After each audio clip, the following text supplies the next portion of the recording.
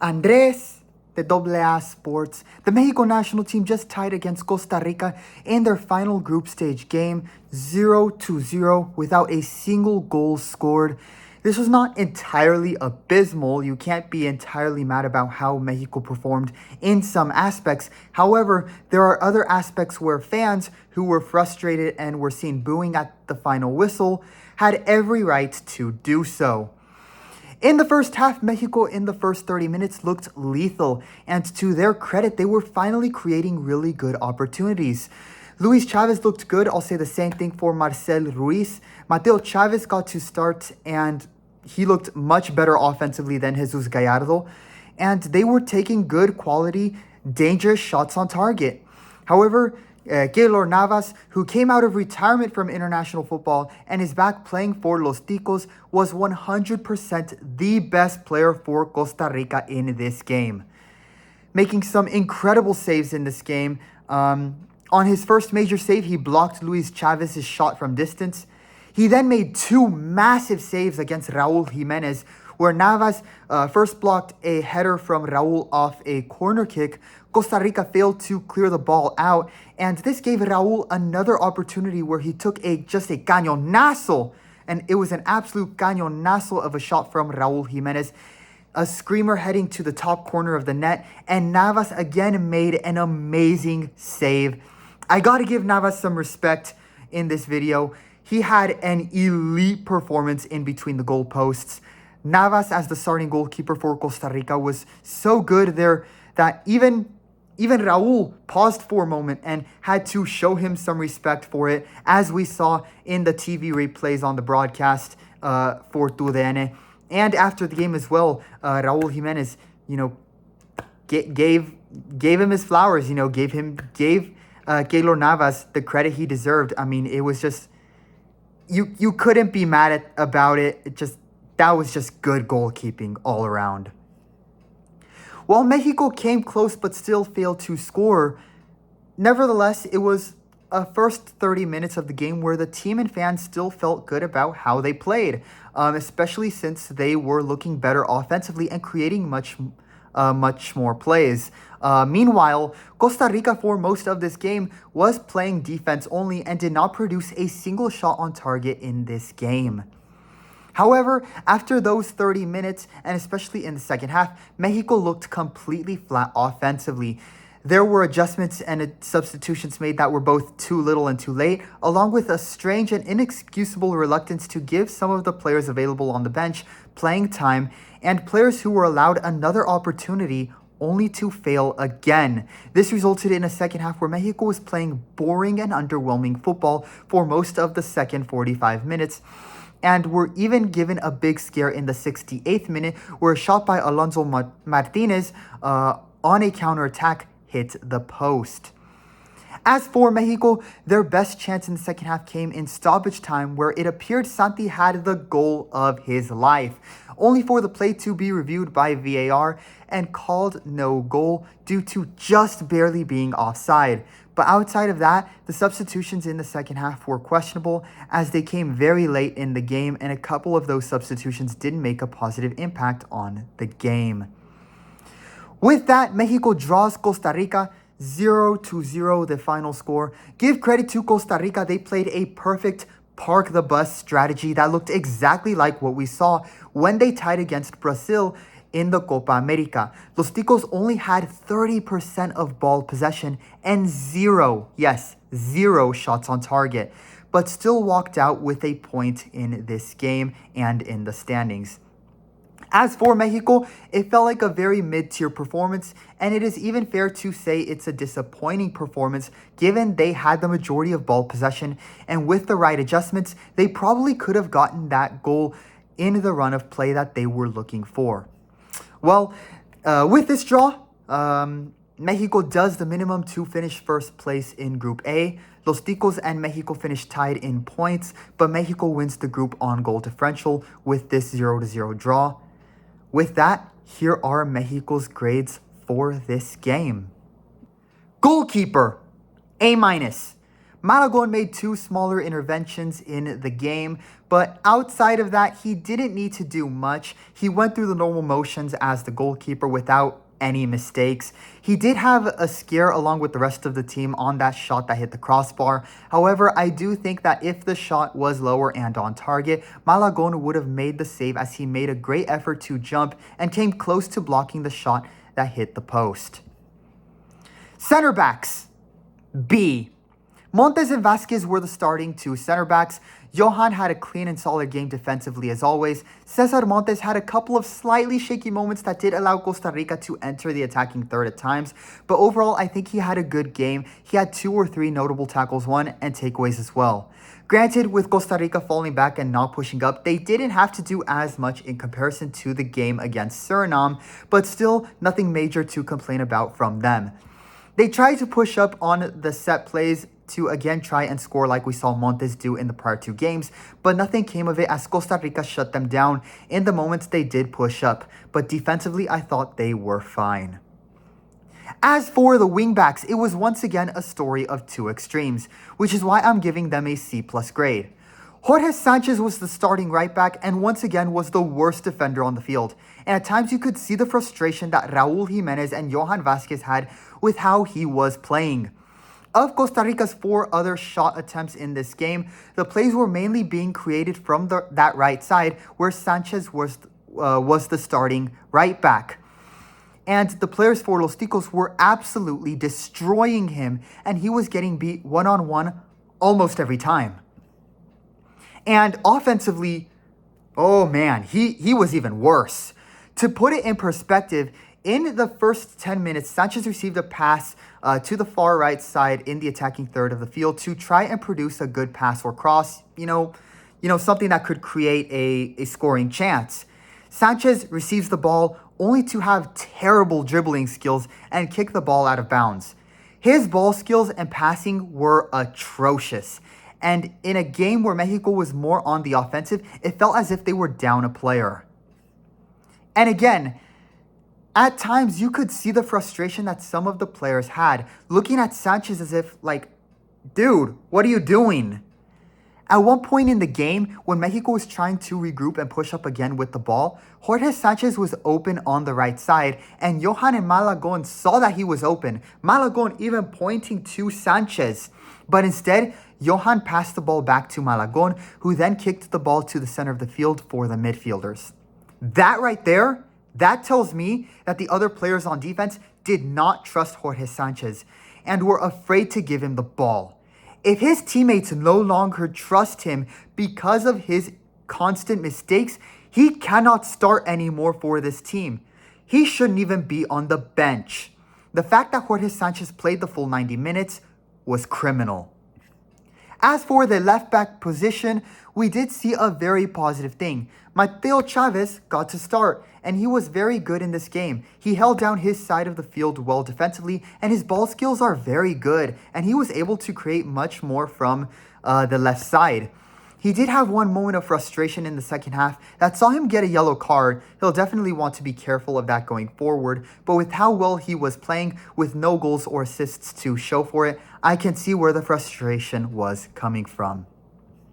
Gallardo eventually came in to replace Mateo Chavez, and this was a disappointing substitution for sure, as Gallardo was not able to create or push up offensively anywhere near as good as Mateo Chavez was. Gallardo just went through the motions in a very stagnant way, but nevertheless, to see Mateo get that opportunity as a starter was nice to see. And I hope he gets to play in the quarterfinals, as I do think he is a better left back. C+ grade for the fullbacks, but Mateo Chavez individually gets an A in my eyes. Midfielders. B. Edson, Luis Chavez, and Marcel Ruiz were the starting midfielders. Edson was good defensively as always, but when he tried to create offensively, it was brutal to watch. His shot taking is something he has to really improve on before trying to do that in a serious game. Luis Chavez was very active offensively, and he took a shot from distance that was good, but unfortunately blocked by Navas. And Marcel Ruiz was active and played well on both sides of the ball. He should absolutely be a starter going forward because you can see the positive impact he makes on the field. Unfortunately, for a reason beyond me, he was substituted for Tronco Rodriguez, and just, why? In his very first touch of the game, Charlie immediately turned the ball over to the Costa Ricans. And outside of drawing a yellow card foul in the final 10 minutes of the game, he was the most non-existent player on the field. Seriously, like at this point, like I usually don't hope for this for any player, but in this case, if an injury is the only way for Tronco Rodriguez to finally not be called up and not seen on the field for Mexico, so freaking be it. Orbelin and Gilberto Mora are much better options and would have been better options in this game. And it is disappointing that Mora was not given a single minute of playing time in the group stage. Criminal. Wingers. C+. Vega and Piojo Alvarado were the starting wingers. Alexis Vega, I thought, had his best game of the tournament so far. In the first half, he was able to beat his opposing player when he had the ball and was able to create much more. Just an overall more active performance from him in the first 30 minutes of the game. But in the second half, his performance again began to fall off. Not ideal, but definitely a better game from him. Piojo Alvarado, on the other hand, yeah, he had a non-existent game. Like, he was quiet on the field, did not make any noise at all, non-factor. And a couple of times where he did have the ball, his passing wasn't the best, and a couple of his crosses and services were sloppy. Chino Huerta eventually came in to replace Alexis Vega, and again, looked like the best winger on the team. He was dribbling past opposing players and was able to hold on to the ball really well in his time on the field. He was completely outplaying the opposing Costa Rican players that tried to defend him. Again, Huerta, he should be starting. The difference he makes is immediate and a night and day difference. Strikers, B+. This time it was just a one-striker formation for Mexico with Raul as the starting 9. Raul, I thought, had a great game, and he just didn't have the luck.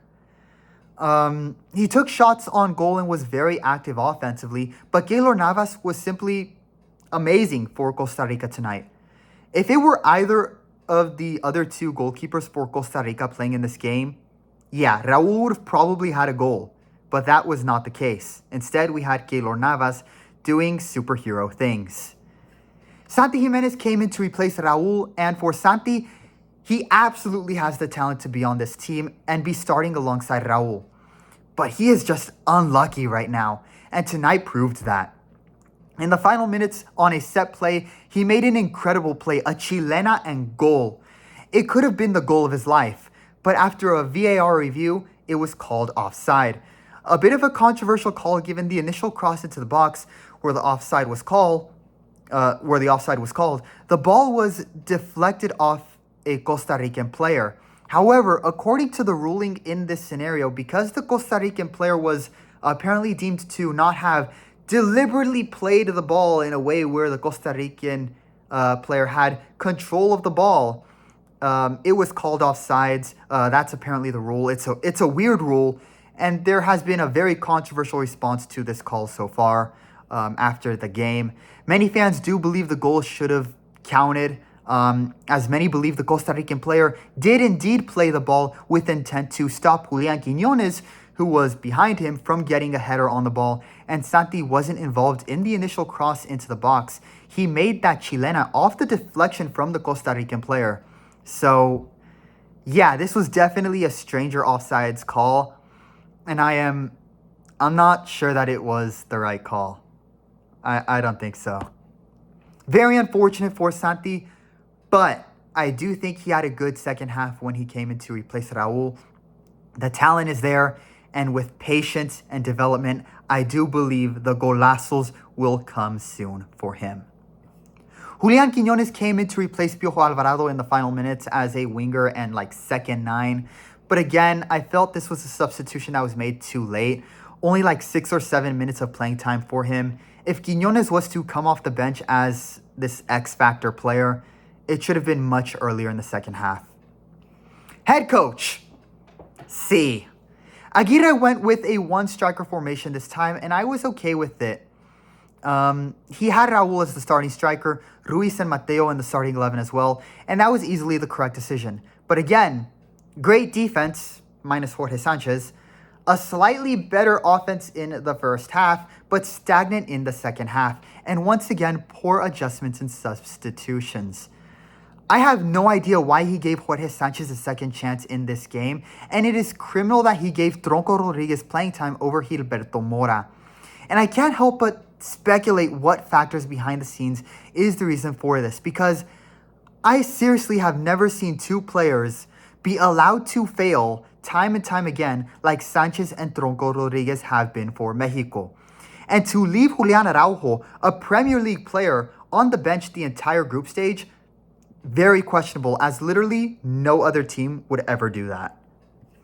I also really don't like how he is reluctant to start Chino Huerta when it is clear that he is the best winger. And I felt his substitutions came way too late in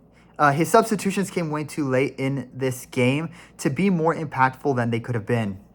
I get that this draw got the result that was needed in topping the group, but at some point there has to be adjustments made to where the offense is more creative. And while you could see that he wasn't happy with the result and how the team performed, and you can say it's on the players, and in some cases that's true, again, some of that is also his fault. As today, he looked as if he was just allergic to offensive adjustments. Why did he take out Ruiz for Charlie after you benched him against Suriname because Charlie was awful against the Dominicans?